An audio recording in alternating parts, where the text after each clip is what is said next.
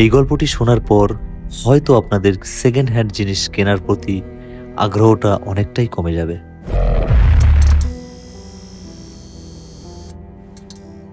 বর্তমানে কিন্তু সবাই একটা অ্যাপেল ফোন ব্যবহার করতে চাইছে, বিশেষ করে যারা নতুন নতুন রিলস বানাতে শিখেছে কিংবা কেউ নিজের স্ট্যাটাস দেখানোর জন্যও কিন্তু অ্যাপেল ফোন ব্যবহার করার জন্যে উঠে পড়ে লেগেছে।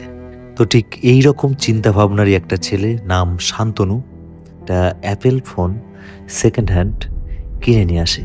নতুন ফোন হাতে পেয়ে শান্তনু কিন্তু ফোনটা নিয়ে অনেক সময় কাটাতে থাকে, বিভিন্ন রকম ছবি তোলা, ভিডিও করা, ক্যামেরা কোয়ালিটি কেমন, তো এইসব নিয়েই কিন্তু মেতে থাকলো। আর তার বন্ধুদেরকেও দেখালো, দেখ আমি এই ফোনটা কিনেছি, কেমন হয়েছে একটু জানা।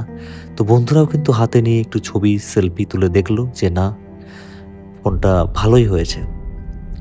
তো এর কিছুদিন পর শান্তনুর এই ফোনটার থেকে আগ্রহ কিন্তু ধীরে ধীরে উঠে আসতে থাকলো। একটা জিনিস হয় না যে নতুন কোনো জিনিসের প্রতি কিন্তু মানুষের আগ্রহ থাকে, সেটা যত পুরনো হয়ে যায় আস্তে আস্তে তার প্রতি কিন্তু টানটা কমেই আসে। শান্তনুর ক্ষেত্রেও কিন্তু এই একই জিনিসটা হয়। এইভাবে প্রায় 1 মাস কেটে যায়, ফোনটির সাথে অনেকটা সহজ হয়ে গেছে শান্তনু। হঠাৎ একদিন রাত 2:15 সময় ফোনটা বেজে ওঠে।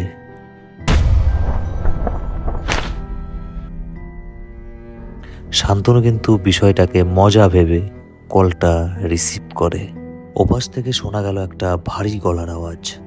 আমার ফোনটা তুমি কেন নিলে?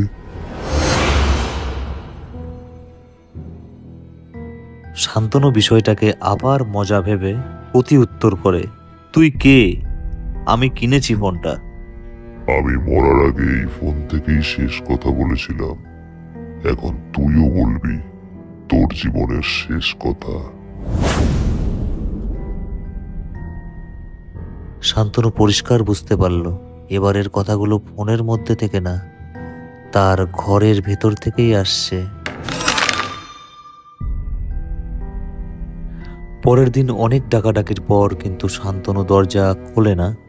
তখন দরজা ভেঙে তার ঘরে ঢোকা হয়, আর ঢুকেই দেখা যায় শান্তনু বিছানায় এলোমেলোভাবে পড়ে আছে। তার চোখ দুটো বিস্ফারিত হয়ে উপর দিকে তাকিয়ে রয়েছে। তাকে দেখেই বোঝা যাচ্ছে সে বীভৎস রকম ভয় পেয়ে হার্ট অ্যাটাকে মারা গেছে।